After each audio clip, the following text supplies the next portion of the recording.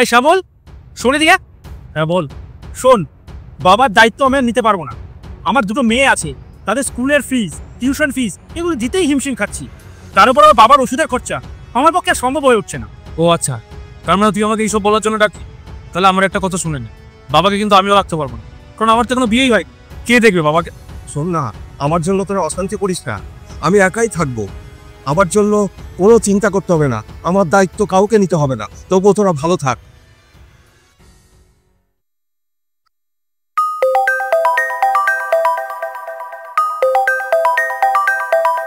বাবা, তোমার ফোন বাজছে, কোথায় গেল? দেখ না, ফোনটা ধর তুই, কে দেখ। হ্যালো। হ্যালো, হ্যাঁ বলুন। আপনি কি মিস্টার সঞ্জয় দেবনাথ বলছেন? না, আমি ওনার বড় ছেলে বলছি। কি হয়েছে বলুন। ওনার একটা 25 লাখ টাকার ইন্স্যুরেন্স ম্যাচিওর করেছে। কত? 25 লাখ টাকার ইন্স্যুরেন্স? আপনার বাবাকে একটু আমাদের অফিসে আসতে হবে, আমাদের কিছু ফর্মালিটিস আছে, ওগুলো কমপ্লিট হলে আমরা অ্যামাউন্টটা ওনার অ্যাকাউন্টে ট্রান্সফার করে দেবো। আচ্ছা আচ্ছা আচ্ছা, হ্যাঁ আচ্ছা, কবে আসতে হবে বলুন।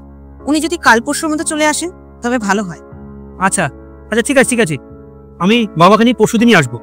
আচ্ছা ঠিক আছে। এই দাদা, কে ফোন করেছিল আর কি 25 লাখ টাকার কিসব শুনলাম? ও কিছু না কিছু না, ওই বাবার কি একটা ইন্স্যুরেন্সের টাকা পাবে, পরশুদিন আমার বাবাকে নিয়ে যেতে হবে, ওটুকু জানতে হবে। রে, কি হয়েছে? কে ফোন করেছিল? বাবা, ওসব কথা ছাড়ো, তোমার কি কোনো ইন্স্যুরেন্স করা আছে? হ্যাঁ, অনেক বছর আগে একটা ইন্স্যুরেন্স আমি করেছিলাম। ইন্স্যুরেন্স কোম্পানি থেকে ফোন করেছিল, তোমার কোনো টাকা ম্যাচিওর করেছে, বুঝলে তো। তো তোমাকে পেপার ওয়ার্কসের জন্য ইন্স্যুরেন্স কোম্পানিতে যেতে হবে। তো পরশুদিন আমি আর তুমি যাবো, ঠিক আছে? তুই কেন যাবি বাবাকে নিয়ে? আমি আছি তো, আমি নিয়ে যাবো। তুই কেন নিয়ে যাবি?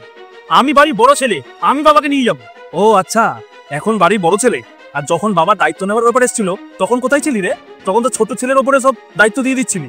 সেই কৈফিয়ত আমি তোকে দেবো না। বাবার এতদিনের সব দায়িত্ব আমি পালন করেছি, তুই করিস কিছু? হ্যাঁ করেছিস, তুই বাড়ির বড় ছেলে, তুই তো নিজেই বললি, তাই তুই এতদিন করেছিস, তোর হয়ে গেছে, এবার আমি করব, আমি নেবো বাবার সব দায়িত্ব। বাবা, ওর কথা বাদ দাও। এতদিন যখন আমি তোমার দায়িত্ব নিয়েছি, তোমার বাকি জীবনটা আমিই তোমার দায়িত্ব নেব, তুমি আমার কাছেই থাকবে। চুপ কর, তোরা দুজনেই শুনে না। যেদিন আমার পৈতৃক ভিটে আর আমার শরীর ছাড়া কিছুই ছিল না, সেদিনকে তোদের কাছে আমি বোঝা ছিলাম। দুদিন আগেই তোরা একে অপরের কাছে ছেড়ে দিচ্ছিলি আমাকে। আজ যখন তোরা জানতে পারলি যে হঠাৎ করে আমি 25 লাখ টাকার মালিক হয়ে গেছি, তখন তোদের ভালোবাসা আর দায়িত্ববোধ আমার ওপর উপচে পড়ছে।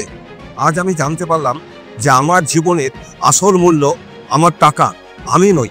একটা কথা মনে রাখিস, যে মানুষ টাকায় সম্পর্ক খোঁজে সে জীবনের সবচেয়ে বড় সম্পদ, ভালোবাসা আর সম্মান দুটোই হারায়।